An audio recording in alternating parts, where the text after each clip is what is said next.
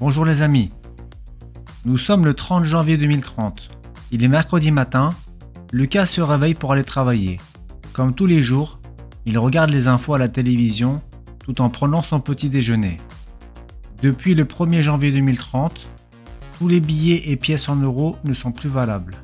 Ils n'ont aucune valeur. Il faut désormais utiliser Cash Plus, qui est relié à l'identité numérique. De 2028 à fin 2029, les espèces et l'euro numérique cohabitaient. Aux infos, il disait pourtant que le cash ne serait pas supprimé. Mais il en a été décidé autrement. Heureusement, Lucas a dépensé tous ses billets et pièces de monnaie. Soudain, il reçoit une notification du gouvernement sur son smartphone. Vous écopez d'une amende de 90 € et d'un retrait d'un point carbone suite aux propos de désinformation que vous avez postés sur les réseaux sociaux le 20 janvier 2030 à 22 h. Quelques secondes plus tard, une seconde notification, cette fois-ci de sa banque, qui l'informe d'un débit de 90 € suite à son amende. Dans la journée, il décide d'aller au supermarché. Il achète un steak haché végétal. Au moment de payer en caisse, le paiement est refusé. Après vérification, il a dépassé son quota carbone hebdomadaire. La caissière lui dit que c'est à cause du steak haché qu'il a acheté. Elle lui conseille de le redéposer et de se diriger plutôt vers le rayon des produits à base d'insectes, qui sont beaucoup plus avantageux en quota carbone. Dépité, Lucas redépose son steak et achète au même prix un paquet de 8 steaks hachés à base de grillons. Ce soir, Lucas va dîner chez son ami.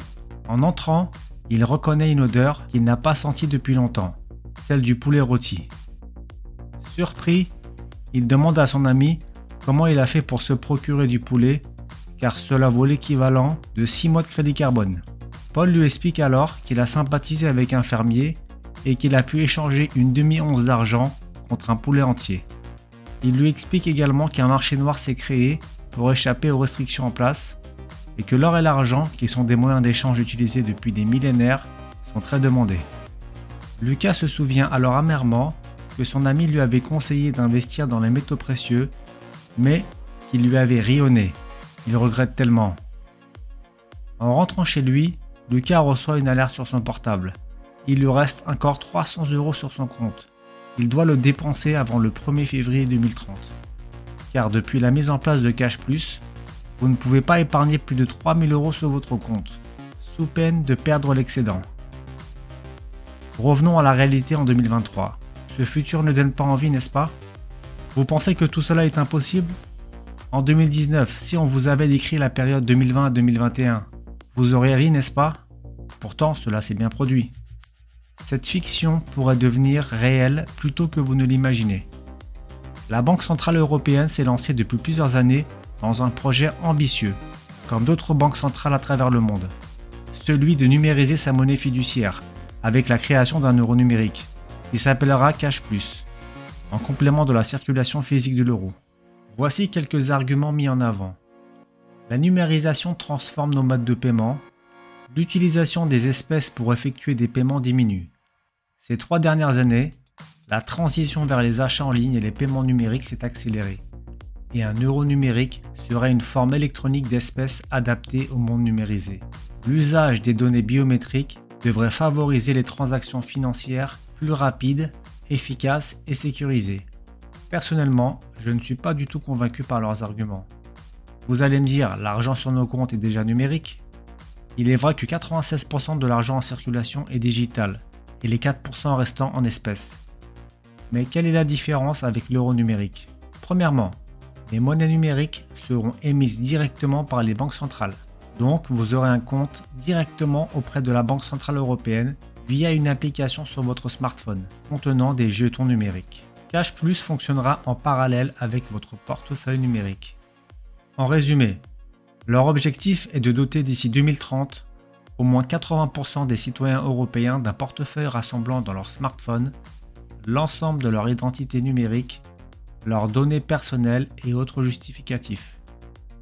Le but, permettre à chacun de s'identifier dans des contextes très divers, paiement en ligne, preuve des diplômes acquis, parcours de santé, et ce d'une manière à chaque fois contrôlée par l'utilisateur, nous dit-on.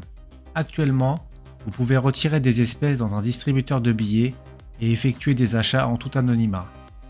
Selon moi, dans les débuts, il y aura une cohabitation des espèces avec l'euro numérique pour ne pas brusquer les citoyens et les habituer, la fameuse technique de la grenouille dans l'eau chaude.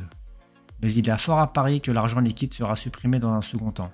Comment les États vont tenter de nous vendre l'euro numérique? Ils pourront avancer plusieurs arguments, que c'est pour lutter contre les activités illégales, le trafic de drogue, le blanchiment d'argent, la fraude fiscale, etc. Que les espèces facilitent la transmission de microbes et d'autres maladies. Que si nous n'avons rien à cacher, pourquoi sommes-nous si méfiants? Technologiquement, que pourra permettre cette monnaie à la BCE? Cette monnaie sera entièrement programmable. Je vous donne quelques exemples de ce qu'il sera possible de faire avec. Une traçabilité totale. Toute dépense sera connue dans les moindres détails. Les acheteurs et les vendeurs seront connus. Toutes les transactions seront archivées. Elle pourra être programmable à souhait, c'est-à-dire qu'on pourra décider de ce que vous pouvez acheter ou non, pour quel montant, à quel endroit et quand, et même avoir une date d'expiration. Pour résumer, cet euro numérique présente selon moi un grand danger. Cela risque d'augmenter les pouvoirs des gouvernements et de diminuer nos libertés. Mais n'y a-t-il aucun point positif de cet euro numérique? Même si je suis contre cet euro numérique, il y a tout de même quelques avantages. Plus de risque de se faire arnaquer avec de faux billets, fin de l'arnaque sur internet, baisse du crime organisé. Mais selon moi, les points négatifs l'emportent largement sur les points positifs. La liberté n'a pas de prix. Quel sera le rôle des métaux précieux dans ce nouveau système selon moi? Lorsque l'euro numérique sera en place, et c'est une certitude, c'est juste une question de temps, si le cash est interdit et donc que la moindre transaction sera tracée, avec une possibilité de restriction d'achat, je pense que les gens se tourneront naturellement vers ce qui a été des monnaies pendant des milliers d'années, à savoir l'or et l'argent. Le troc sera également de retour. Mais ceux qui détiennent des métaux précieux seront les mieux lotis. Un marché noir sera créé afin de pouvoir acquérir des biens jugés interdits par l'État. Je pense également qu'une fois le cash interdit, il vous sera impossible d'acquérir de l'or et de l'argent d'investissement dans un premier temps.